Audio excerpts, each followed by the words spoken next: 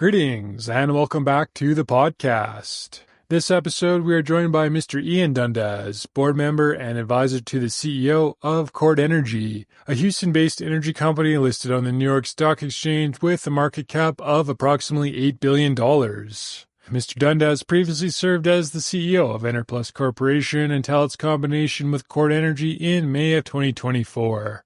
Mr. Dundas holds a Bachelor of Commerce degree with distinction from the University of Calgary, a Bachelor of Laws with distinction from the University of Alberta, was called to the Alberta Bar in 1995, and is also a board member at IS Energy. Among other things, we discussed merging Enerplus with Chord Energy for approximately $3.8 billion, the El Paso days, and new opportunities ahead. This podcast episode is powered by ATB Capital Markets. ATB Capital Markets provides financial solutions and strategic advisory services to help businesses thrive. With a track record of successful deal execution, ATB is a full-service investment dealer with a deep understanding and commitment to the industries it serves. Visit atbcapitalmarkets.com for more information. This episode is brought to you by Upgrade Labs.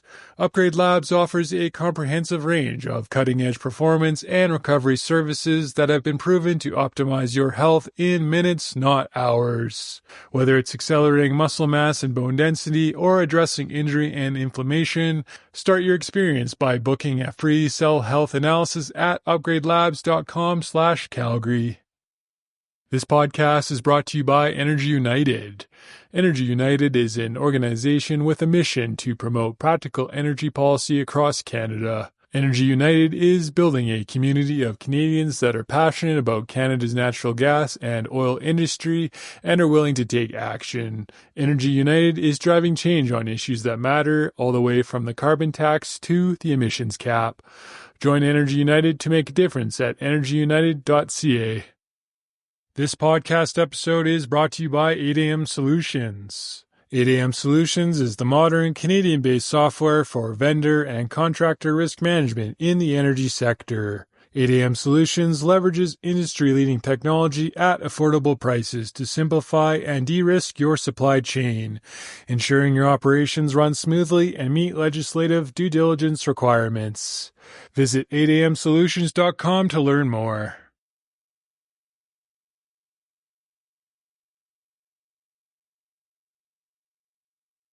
Okay, it's rolling. If you're ready, we can start.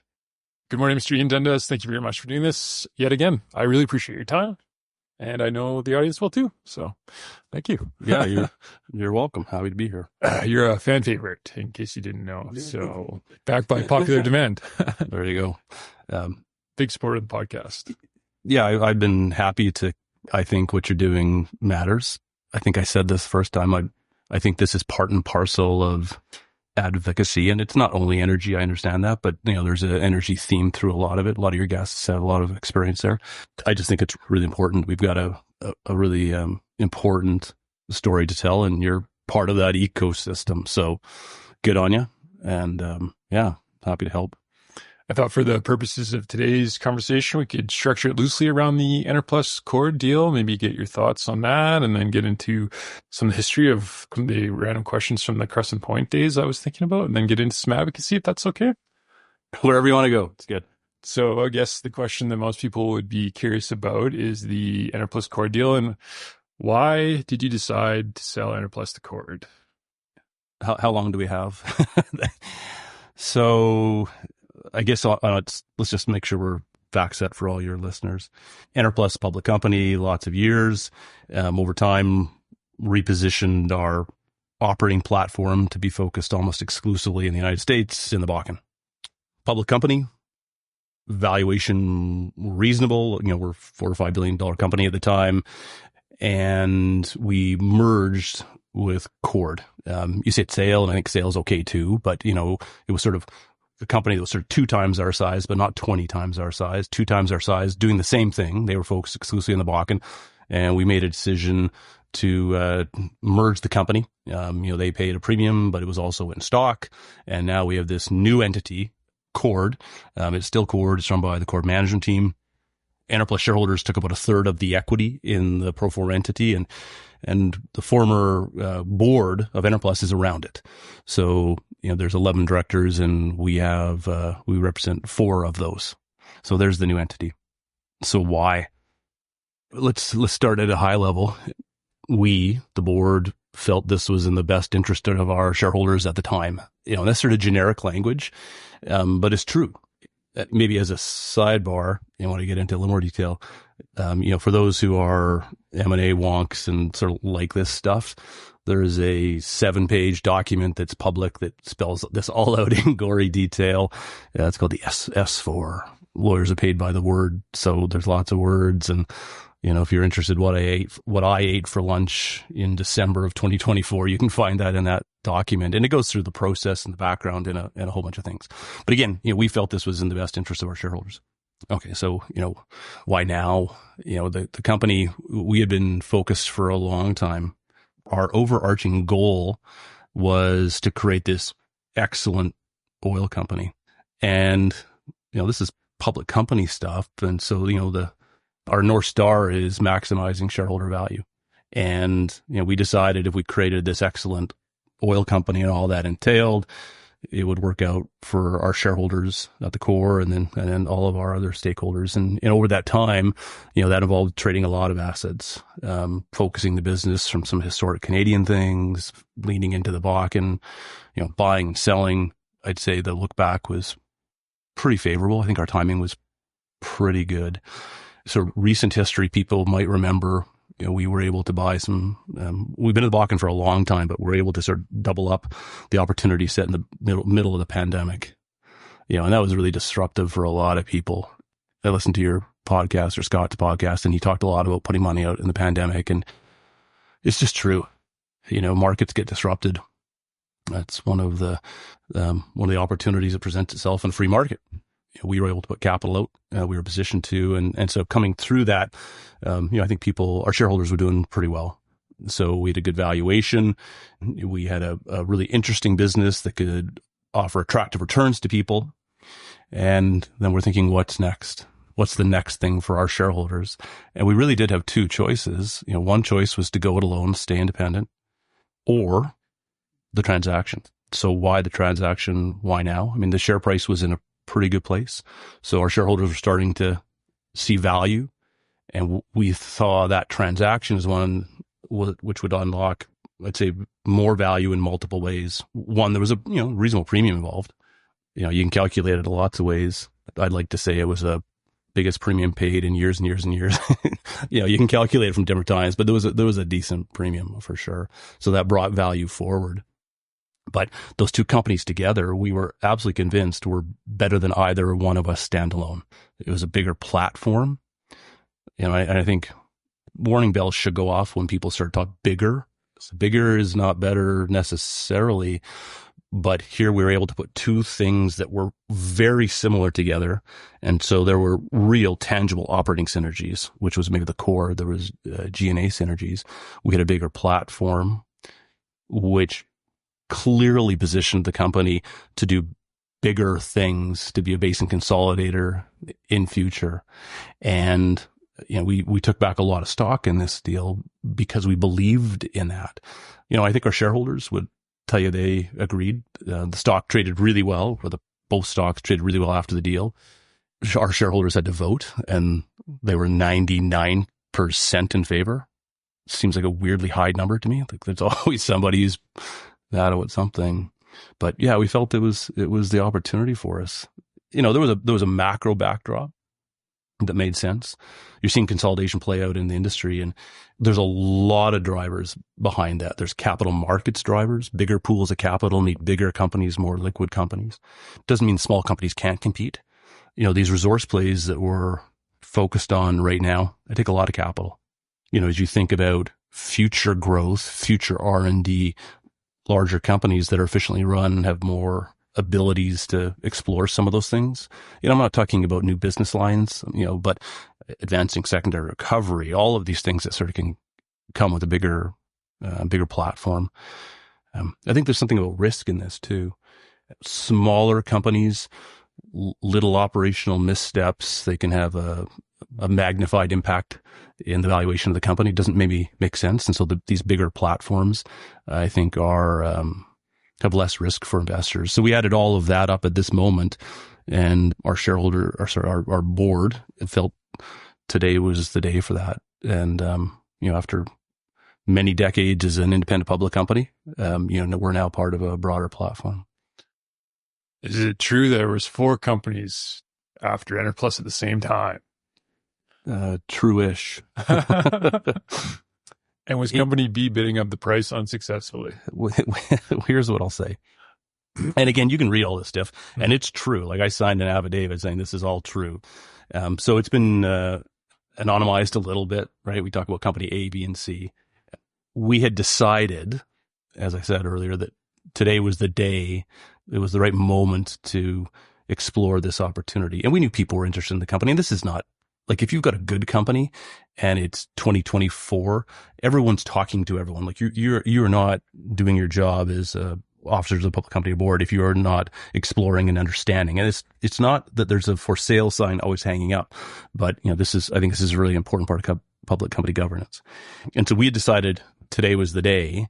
And so then I'd say we've got a bit of experience in buying and selling and those sort of commercial dynamics. We decided, even though we knew people would be interested, just because they're interested doesn't mean that's the best deal for your shareholder.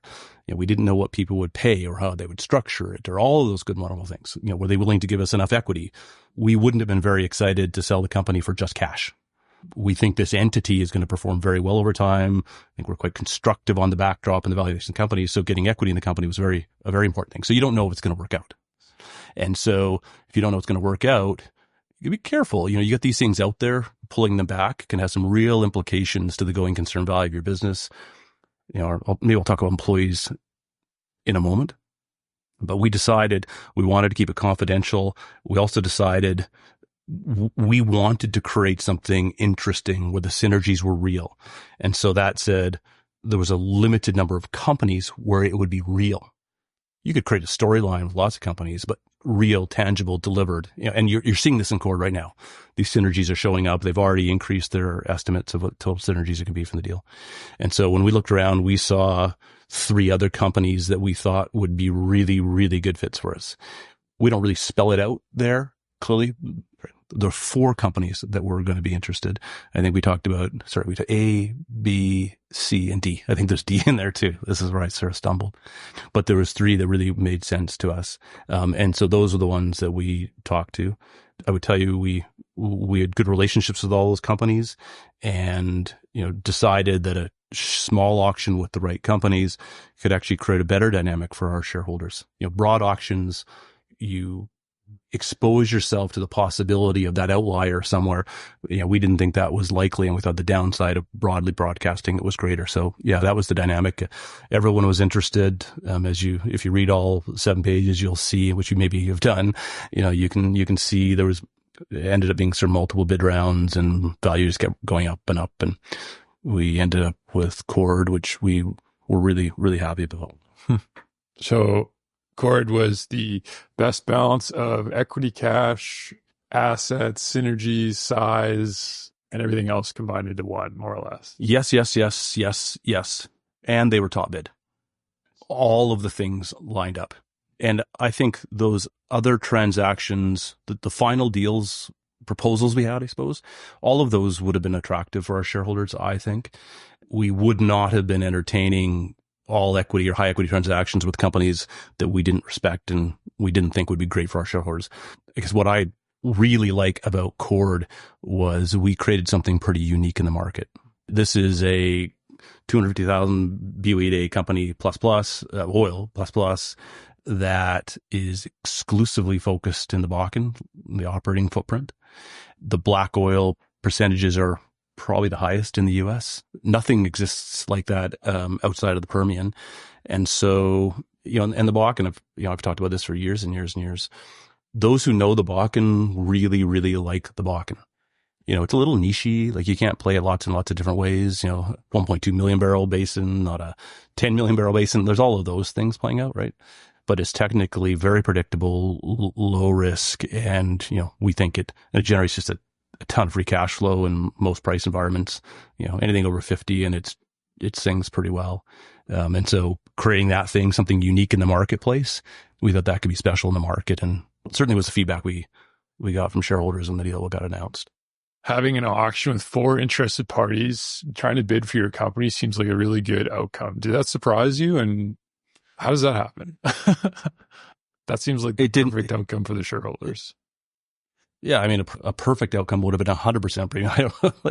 But it was a good one. Did it surprise me? No, it didn't surprise me. We knew we had, the goal was to create something great that other people would want. And not that it was that we would have to sell it that way. There was a different path where we would have been successful as a management team and employees, and we could have gone that route, but they were both available to us. But if we were focused on something that I thought no one would want, I don't know why you do that. So the moment, maybe not the surprise, but the uncertainty was, are you in a market where you can make those things happen? And if you think about M&A transactions for the last 2 years, coming through so just leading into COVID, you're starting to see the market being a little more open-minded to, oil and gas M&A. Just a little bit more. And then in the bottom of the pandemic, a few people who had the wherewithal started to put capital out, we did, and a few others, and those deals were rewarded. And so then I think I said last time, I was thinking we were going to head to an M&A market that was more, I think I said the word sanguine, but market where people were more open-minded and, okay, does this make sense? And what is it? And so I thought we were heading to that market, and a market that would actually reward thoughtful M&A.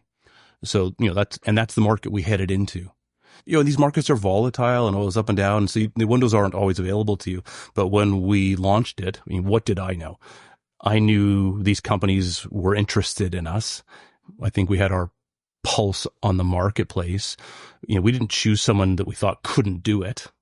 And so I would have been surprised if we hadn't negotiated something successfully in a stable market. So for me, maybe the surprise was the market dynamics held together, because that's always something that's out of your control, right?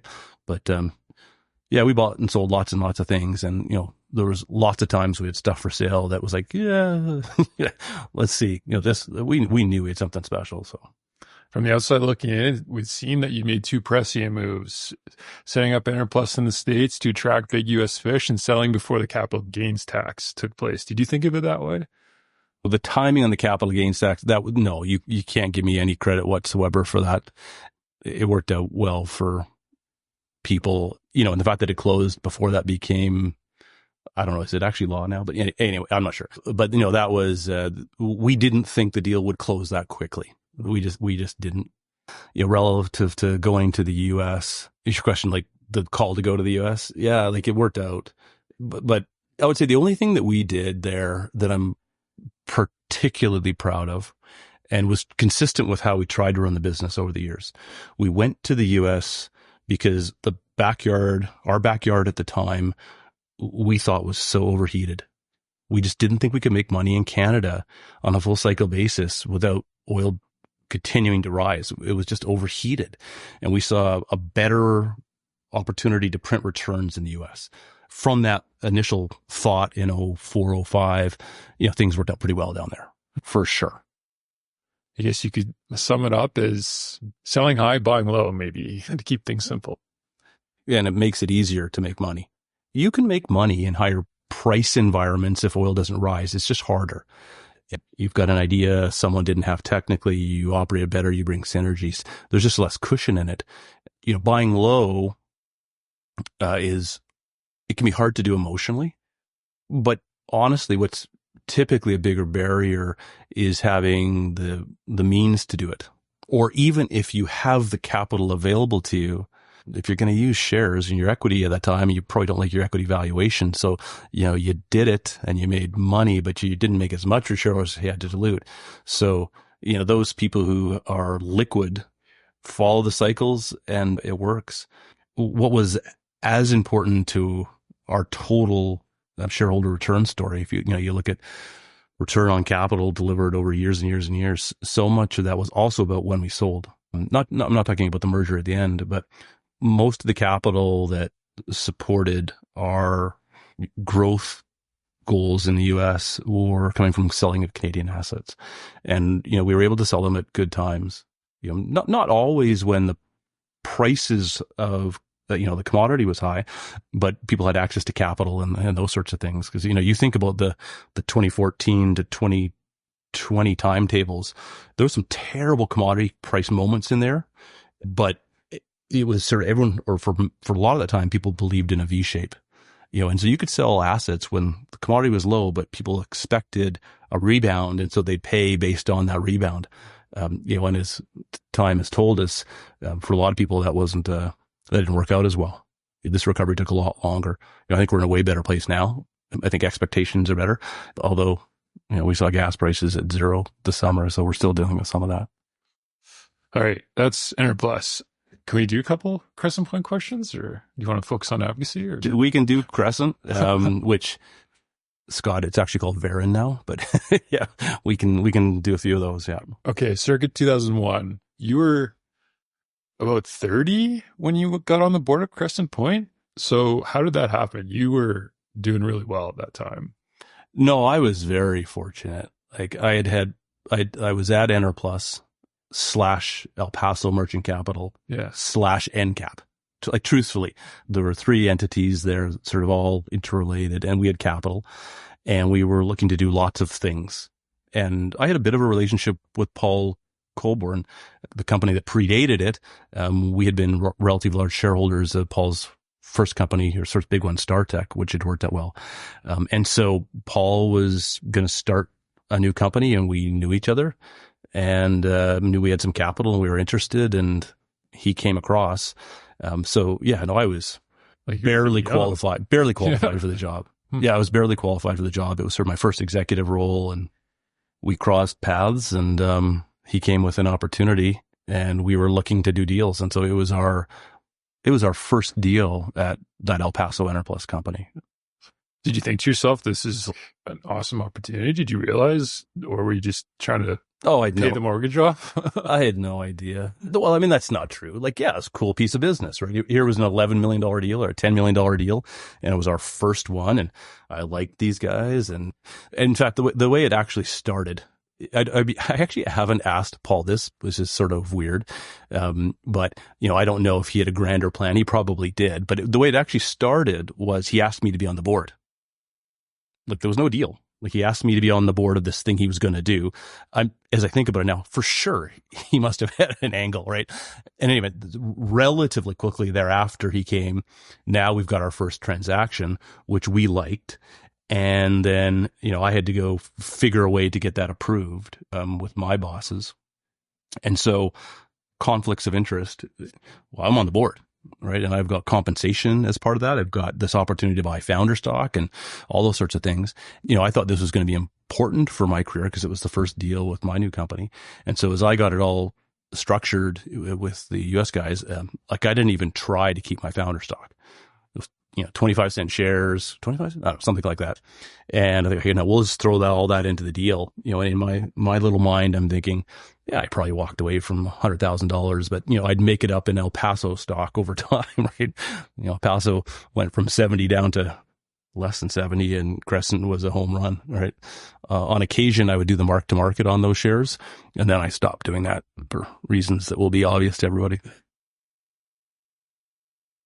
This podcast episode is sponsored by Conate Water Solutions. Do you need cost-effective water sourcing options to supply your next drilling or completions program? Conate Water Solutions is a specialized hydrogeology company focused on water well drilling, testing, and water management services in Western Canada and Texas. Contact info@conatewater.com or check out conatewater.com for more details. This episode is brought to you by the Canadian Gas Association. The Canadian Gas Association represents Canada's natural gas delivery industry, whose members include distribution companies, transmission companies, equipment manufacturers, and other service providers. The Canadian Gas Association members deliver safe, reliable, and affordable natural gas to meet 38% of Canada's energy needs. Visit cga.ca to learn more about Canada's natural gas. So you were at El Paso running a venture fund? Yeah, it was interesting times. And what happened now? So, there are so many lessons from the Enron experience. I think people understand a lot of those, things around bad governance and culture and tone from the top and all of that stuff. But there were interesting things that the company did as well. And one of the businesses that they had was sort of asset management kind of businesses. And so the reason I went to El Paso was El Paso had decided there was money to be made in more fee-based income asset management. And so they purchased what at the time was one of the most successful E&P focused private equity firms in the US called NCAP. And so what did that mean? I mean, the way these deals are structured, NCAP's business is managing money for institutional investors, and the owners get fees out of that. So that business the owners had, they merged in effectively with El Paso. And so then El Paso said, all right, NCAP, go forth, find other businesses like this. Maybe you can use our balance sheet or, otherwise. And they looked north. And at that point, this was in, oh my goodness, what year is this? It's all a blur. Maybe 99. And it was the beginning of the royalty trust business. And so the royalty trust business, you could really see the potential for growth. And so they didn't want to be royalty trust investors. They wanted to be royalty trust managers and own the fee incomes that were coming off of it. So, they bought the Enerplus management contract. And so as you think about what's all in the El Paso world at this moment, you've got El Paso and its balance sheet, and then access to the NCAP LPs, and you've got the Enerplus fee structure and maybe access to Enerplus. So there was a lot going on. Yeah, there was a lot going on. So I had 3 business cards for a while, and it was an interesting moment. And so, my boss at the time, Gary Tanner, and I were sort of charged with go forth and figure out ways to make money around this.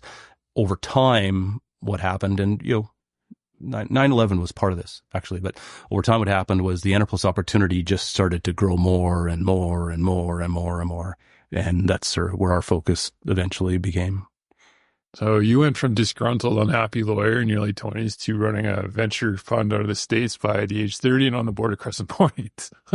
Long story short. I would have, running is a stretch. I would have had a couple bosses who would be, if they hear this, would be laughing at, what was Ian running or not? But I had a good job. I had a good job. And disgruntled lawyer. I suppose I like lawyers, some of my best friends, right? And I respect them deeply, and I'm glad they do what they do. It wasn't for me. So it went, that was a good time for us for sure. Married and little baby twins coming on and all that kind of stuff. Yeah, there was a lot going on for sure. Do you have to think about being an owner type versus a careerist in your companies? And how do you separate the difference when you're managing a business? I think that's an important question. Yeah, that's a really, really important question. I think there's a lot of danger in careerists. My experience is I don't know. I was going to say maybe fewer careerists than you imagine. Maybe that's not quite true. There's a lot of people in jobs that look like they're careerists who think like owners. And I'd like to think that's how I thought. We had exposure to the equity of the company. We obsessed about the value of the company, the value of the shares. But it's really, really important. If I was going to put significant capital, or when I put capital against things, that what do you own as a management team is so, so, so important. And if you're going to deviate from that, I think you have to be careful. You can see bad behavior out there. I think if you put someone on a lie detector test, they might not fail it. Like they really might not fail it, because I think people generally try to do the right thing, but at the margins, I think these motivations matter. And so, we tried everything we did. We tried to have an obsession around the share price. Willing to sell, even like some teams are not willing to sell. You see it play out that way. Yeah. It gets played back to me. Oh, you took over this broken thing, and wow. And no, hold on a sec. There was a lot of really good things that were happening when I was fortunate to get the job. And so the opportunities I saw were in some respects just to keep them going and to take them to a higher level. And so part of it was, I looked around the management team and I had a few thoughts around accountabilities and who did what. And so I'll tell you one of the things that I decided to do with some really good support from some of my board members, or I guess former board members. Sue McKenzie is an example. She gave me So I was the COO, and in my mind, like I had this thought about accountabilities, but I was going to create another COO role. And she just said, okay, whatever, just think about it. Gave me some materials to think about. And I thought, like, I don't need a COO. I was the COO. I know how to do that job. I don't want to put anyone between me and some of those activities. We're a small company. I don't need it. And so didn't have a COO. So I had, 3 or 4 senior officers reporting to me, and it was a tight little team. And so I was pretty deeply involved in a couple of these decisions and the capital allocation choices you're referencing. But over time, like, those people were awesome, and it freed up tons of time for me. And so towards the end, I'm proud of a lot of things that happened at Enerplus. Like, it's a long list. But close to the top is how good an operating company we became. We were always entrepreneurial, and the operating business became, and I think I was really important initially in that. And then later on, I was less important because we hired people who knew how to do the jobs. Yeah. So it evolved over time, and it gave us more time to think about strategic things. And I honestly think one of the reasons that we were able to do what we did in the pandemic was we had the confidence of people. Like, we were operating well. People knew it. I had time to work on the transaction, and I didn't have to worry about the budget that moment. A couple questions from Twitter. Is that okay? Sure. X. This one's from Rob. What are the most... From who? Just Rob. From Rob. What are the most unexpected aspects of the merger between Enerplus and Chord? Well, this is going to maybe sound silly, but for me, I didn't expect as much emotion around it, which maybe sounds weird. My career was heavily, deals were a big part of my career, and I managed stress really, really well in connection with that. And the stress associated with the sale was more than I would have imagined, which maybe sounds weird. Like, oh, of course, because you didn't want to lose your job, or like, no, I thought this was I was ready for a change. Like, I was okay with it. I did this for a long time. I was absolutely convinced this was the right thing to do for shareholders and all those sorts of things. But yeah, you've worked with people a long time, and job loss and all that. So that actually caused me a lot of stress, more than I thought it would. This little secret power of managing stress. I found my kryptonite. I don't know. It didn't break, but that surprised me a little bit. It took a lot out of me. We had 400 people in the company, and I probably had more people say, perfect. I'm going to miss working with people, but this is the right thing for me now. In part because I think we might have had the longest tenure in industry. People really liked working with the company, but maybe it's time for a change. So, that was unexpected. There was people who we talked about it quite a bit, and, you look around the world, and what's novel about this? Not very much, consolidation. And yet there was a lot of people who were still a bit surprised in the company on it. I would have thought there would have been a bit more, Canadian company going away. We didn't see almost any of that. And I think that's partly because people felt that maybe it already happened when we sold Canadian assets, and that might have been ancient history. This one's from Tristan. What aspect of the Canadian government and regulatory uncertainty led to Enerplus leaving Canada, and what needs to change to stem the tide? I think this is a really important question. So first, nothing caused us to leave Canada. Like, remember the timing, right? I said that earlier. Nothing about Canada caused us to leave other than it was too good. But we didn't come back. We could have come back. We thought about coming back. We had employees who wanted us to come back. We saw opportunity there, and it never fit. And part of that was what was going on from a regulatory perspective in Canada, and it's just abysmal. I'm more hopeful than I've ever been at this moment, but it's been abysmal. It's been complicated in Canada for a long time. Predated this government, this federal government. Like, we have to be honest with that. Canadians, I think, maybe got a little bit disconnected from how the economy was working and the opportunity sets in oil and gas. And as a result, we weren't advancing on infrastructure under multiple governments, the way we really could have to unlock this resource. But then it went to a whole new level of weirdness. I don't even know what word we'll use to describe this. Circa 2015. Yeah. October. It was strange, and I think some of us saw risk. I don't think any of us really understood where it was going to go. And it's not just energy policy. There's been a lot of things that have happened in the last 9 years globally where, these principles that have led to unprecedented wealth, unprecedented prosperity in the West, go metric by metric by metric. You can look at how, Western democracies have done so well providing outcomes for so many people, and yet people don't feel that way. And I think governments have exploited that. And therefore we have erosion of a lot of things. We can talk about freedom of expression if you want to get there as well. But a lot of that has resulted on the energy file. It's resulted in, at best, ill-conceived, maybe immoral, highly destructive energy policy. The list is long and well documented. C-59 is just another example. Yeah, maybe we'll just talk about C-59 for a second. It's just, when I read about that, it might have been the worst I felt about Canada in my entire life. Around the Dundas family dinner table for years, we try to weave in conversations around, freedom of expression and all these sort of things. And in my mind, it's an awesome place to be. You might want to ask my kids if they have exactly the same view. But we've been talking about this for a long time. You could see it. We grew up, I think, understanding how important the ability to speak freely was.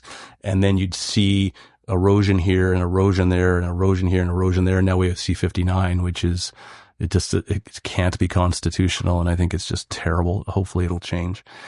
So that's a great example of something terrible that sort of partly, I think it's directly related to energy policy, lack of infrastructure, caps on emissions, which are absolutely caps on production. You look at the totality of these things and this is so broken. It makes no sense. I will say, I don't think I'm foolishly optimistic. I see a lot of evidence so that the average Canadian is becoming more engaged in these issues and is starting to connect the dots to the consequences of these destructive policies. And so I'm hopeful that regardless of the election, regardless of what happens, we're going to start to see improvement on that front. And I think there's a lot of people who are doing more and more work in that regard. 2-3 weeks ago, the Canadian energy minister said that peak oil is happening this decade. Where do you think that ignorance comes from?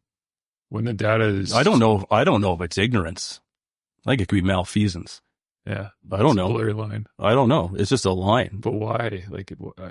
I think there's a lot of these one-liners that get thrown out there that are all designed to try to accomplish a policy objective that are not rooted in fact at all. I mean, look at the IEA. The IEA traditionally was an organization that was just fact-based, build it up, and then it became politicized. It clearly became politicized. And these other sort of tangential policy goals weaved into it. And so, the IEA, in my opinion, it got weaponized. And so you look at that, the net zero scenario they came out with, you read all the fine print and it doesn't say it's actually a forecast. This is what would have to happen for us to globally hit net zero by 2050 or what have you. There's nothing about, well, will it happen? What are the costs? Is it likely? No, nothing like that. And then that becomes, well, look at what the IEA is saying. Well, it's the same sort of thing. I can say peak oil will and so people are trying to accomplish a policy objective. There's such a focus on misinformation these days, but you look at some of these things coming out, certainly from government power, what's that based on? What can you touch? What do you know? I don't know. I don't see it. Do I think the demand for oil will rise forever? I do not think it'll rise forever. Could peak oil happen in 10 years? Maybe. I don't know. Maybe. I do know if that happens, there's still a lot of oil that is going to be needed for a long, long time, unless we want to condemn billions of people to poverty. And even if we want to, they won't accept that. Who are we to tell them that the lifestyles that we take for granted, they're not allowed to have? The word immoral pops into my head all the time as we're talking about these things. If you were to put your finger on, or what would you suggest as a concrete action that could help the situation federally in Canada going forward?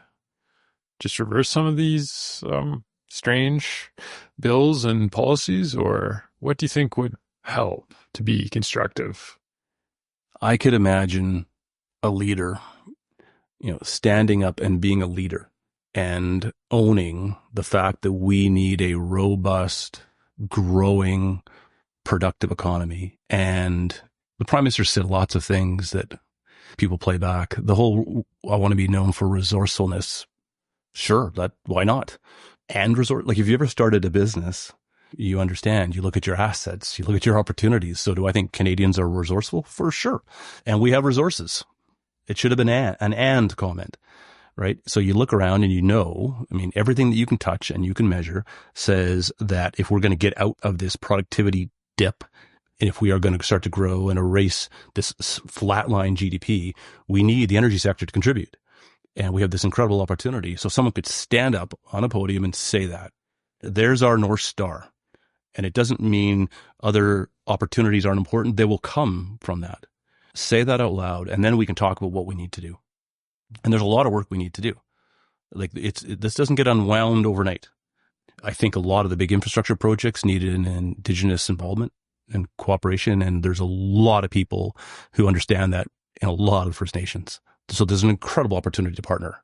There really is a lot of opportunity, and it's going to need some federal leadership. And say out loud, this is good. This is a positive thing. Talk about what it does to Canadians. Talk about the opportunities it affords us. Talk about what it affords to the rest of the globe. And I think, you can see some data. I'll get this a little bit wrong, but traditionally 10 years ago, the average Canadian, it moved around regionally a little bit, but the average Canadian, 70% said they supported oil and gas, various levels of support. And then this anti-oil and gas, try to vilify it thing, built. And 3 or 4 years ago, that was down to the 40s. Yeah, that's rough, right? Now people are starting to experience firsthand the consequences of that, what's it doing to our economy. And there's a lot of advocacy out there, people talking, well, hold on a second, I don't think you could. And so now, I think Nanos came out with something a couple weeks ago that said we're sort of back up to 70%. And there's probably different levels of support. Maybe some people plug their nose, and I wish this wasn't the case, but I know it is. So like 70% of Canadians don't agree on too much, right? Maybe more than we used to. For sure. And so I think there's an opportunity for leadership at the federal level to stand up and talk about the importance, and then we can build the specifics from there. What's next? Are you starting a new company? You want to invest? Yeah. Okay, cool. I'll cut you in. I think a lot of people out there might be curious. I don't know. So for people, the transaction got announced Q2. We didn't think we were going to close till the fall as we moved through the regulatory process. And so we were just getting ready to have another sort of a weird summer, running a bit of a zombie company, and then boom, we're done. And so I was out of my day job on May 31. And I've been very interested in watching people retire and change jobs. And I've just been interested in that over the years and seen things that didn't sort of make sense to me and things that worked more often than not. And so I promise, it just happened so quickly. I was company 24 years. So like I would have been a big holiday guy. I didn't miss vacations. I was around the kids a lot, but you were always on. And so I promised myself only a single thing, that I wasn't going to say yes to anything else or decide anything until the fall. And the fall came fast. So here we are. So I candidly do not know what I'm going to do.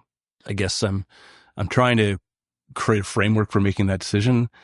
This might sound super weird. Like, you get lots of CEOs or ex-CEOs online. These are all accomplished people with lots of goals and all that. Like, I didn't have too much. I had maybe 4 goals in the last 20 years. Like, really? The CEO thing and all that entailed, that sucked a lot of oxygen out of the room. I wanted to be a good dad. I wanted to be a good husband. I was around a lot, so at least that was part. Didn't want to die too early, so I had some health goals, and that was a lot, honestly. And so now I'm thinking about it. I'm not sure. So I'm not going to do something that's not going to be fun. I'm not going to do something where I don't work with people I want to work with. And then everything else, I'm trying to keep a pretty wide aperture at this moment. Lots of ideas, and there's things, and And there's always been stuff in the background. Like we talked about advocacy, and there's been philanthropy, and that stuff's continued. A few other things here and there. I'm still on the board of the company, and there's an advisory role. So, there's more, I have more control of my calendar than I've ever had before. And I'm trying to figure it out. I've been asked often, what's retirement like? And I don't want to sound judgmental because people have goals around that. I don't really think about that word and Ian in the same sentence. I like being busy. I like being around people, I like being engaged. I've seen people retire with means early and they weren't very happy. I've seen people working great jobs until they were 80 and die quickly thereafter. And that was awesome for them. So I'm trying to live my own life and figure it out. And it seems like there's a lot going on right now. So yeah, it's a cool little moment for Ian. Yeah. You can take the odd small fish investor along with, like myself, when you do start. Well, so on that, if I do some things that I like, I really, really liked making our shareholders money. That is a cool thing. It wasn't a perfect experience for all of our employees because many would want to be in that company again, but we made people money. I mean, we all did it together. That's cool. Mm-hmm. And so, as I think about what would be next, I think there would be a lot of value in doing something different, but doing something the same, you could bring other people along and that would be fun too. So we'll see. Well, thank you. I think that's a great update. I don't know if there's anything else you want to add, but no, I think we're good. I know the audience and your fans out there will appreciate it. My fans. There you go. My fan. Hi, Mom. Yeah. Thank you. We can end the conversation there. Great. Thanks, man. Appreciate it.